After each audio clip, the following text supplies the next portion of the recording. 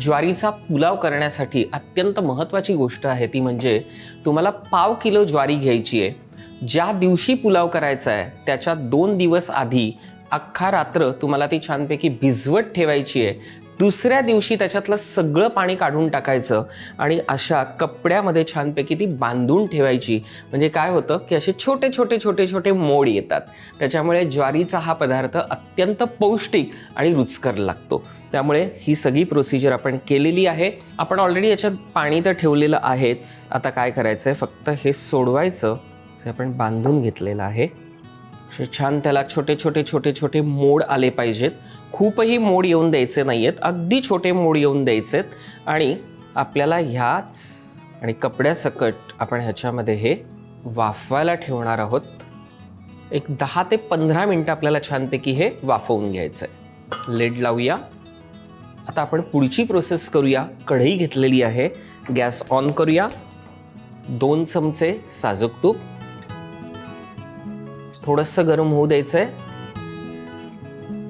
तमालपत्र, बडी इलायची, नॉर्मल इलायची, त्याच्यानंतर दालचिनी 4 ते 5 साधारण काळी मिरी, लवंगा 4 ते 5, एक स्टार फूल आणि एक मोठा चमचा तीळ।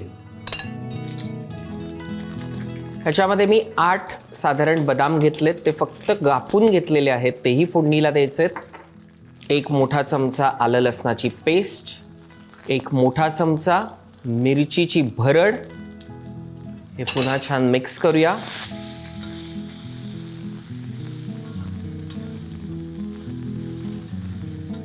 कांदा बारीक चिरलेला साधारण मी एक मोठा घेतलाय।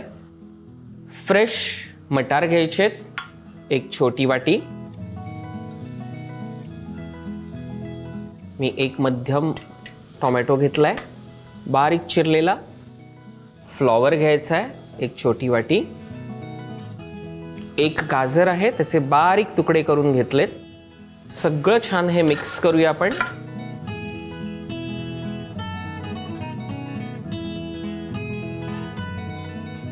आता ह्याच्यात जाईल मीठ चवीनुसार, धणा जिरा पावडर साधारण 1 टीस्पून, गरम मसाला अर्धा टीस्पून, साखर 1 टीस्पून।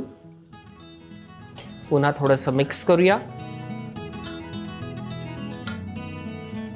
एक पाण्याचा फक्त थोडासा हबका मारायचा आहे आणि पुन्हा मिक्स करून त्याच्यावर झाकण देऊया आणि 5 मिनिटं शिजवून घेऊया। मंडळी, ज्वारीचा वापर हा आपल्या आहारात असणं अत्यंत गरजेचं आहे। ह्याचं कारण ज्वारी ग्लुटेन फ्री तर आहेच, पौष्टिक आहे आणि महत्त्वाचं म्हणजे आपल्या हाडांना शक्तिवर्धक अशी ताकद देत असते। आणि महत्त्वाचं म्हणजे थंडीच्या दिवसांमध्ये आपल्याला हाडांसाठी महत्त्वाची ही ज्वारी आहे। त्यामुळे ज्वारीचा वापर जरूर वेगवेगळ्या पदार्थांमध्ये करत जा।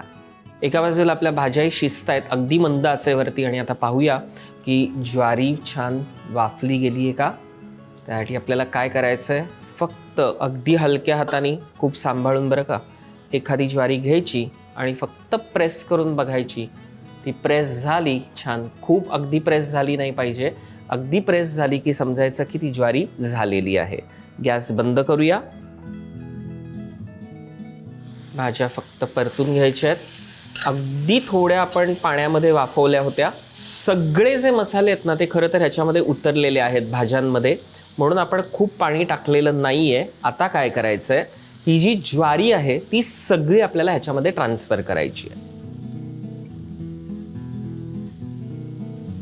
आणि आता हे छान मिक्स, कोरडंच मिक्स करून घ्यायचं आहे। हे छान असं कोरडंच, आपल्याला ज्या भाज्या आहेत ना त्या कोरड्या ज्या आपण शिजवल्या होत्या थोड्याशा पाण्यामध्ये, तेव्हा ज्वारी ही मिक्स करून घ्यायची आहे, म्हणजे तो सगळा मसाला त्याला फ्लेवर लागतो। आता काय करायचं आहे, पुन्हा 1 चमचा साजूक तूप, बारीक चिरलेली कोथिंबीर, आणि हे मी एक अर्ध लिंबू घेतलंय, ते छानपैकी त्याच्यावर पिळायचं आहे। पुन्हा एक मिक्स करूया आणि सगळं छान मिक्स झालं की आपल्याला त्याच्यात पाणी घालायचं।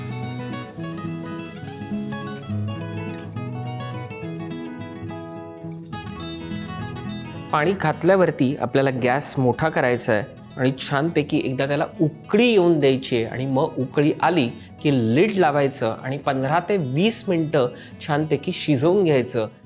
मस्त उकळी आलेली आहे आणि आता आपण त्याच्यावरती झाकण ठेवूया.